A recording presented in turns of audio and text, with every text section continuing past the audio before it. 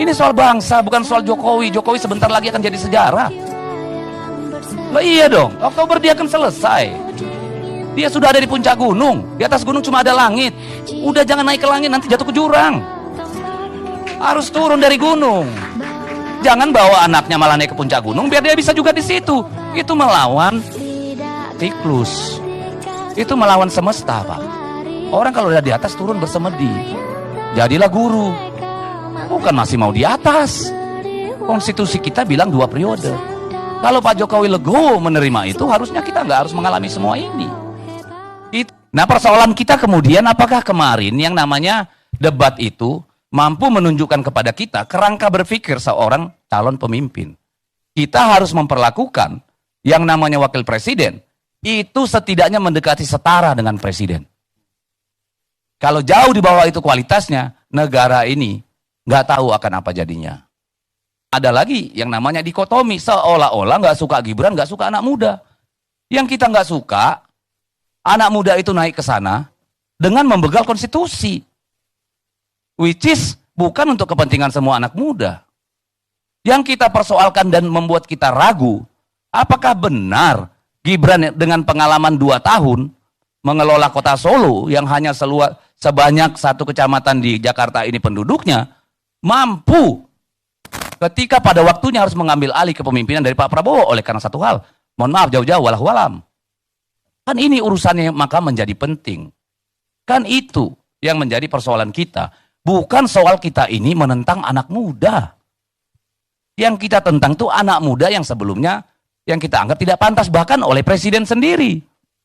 Dengan mudah kita buka rekaman di media sosial bagaimana Pak Jokowi dengan terkekeh-kekeh bilang, Gibran baru 2 tahun jadi wali kota, ya belum layak lah. Kan itu Pak Jokowi sendiri yang membeli penilaian. Jadi ya mohon maaf lah, kalau kemarin isunya soal lingkungan, ternyata ini bukan soal lingkungan yang sebenarnya, tapi lingkungan keluarga, Pak. Ini kan problem kita. Karena soal lingkungan itu jauh lebih kompleks dari apa yang dipahami pemerintah pada hari ini. Mari kita cek bauran energi kita. Mari kita lihat berapa uang kita butuhkan untuk melakukan phase out batu bara. Berapa lama? Ketika kita melakukan phase out batu bara, seberapa kuat kita melakukan kompetisi dengan Vietnam, Kamboja, Thailand, Myanmar, seberapa kuat kita? Pernahkah kita mengaudit bahwa berapa besar dari kandungan atau deposit yang kita punya untuk nikel itu, outcome-nya apa? Jadi ini persoalan bangsa, bukan persoalan Gibran dengan Prof. Mahfud, dengan Caimin. This is about our nation.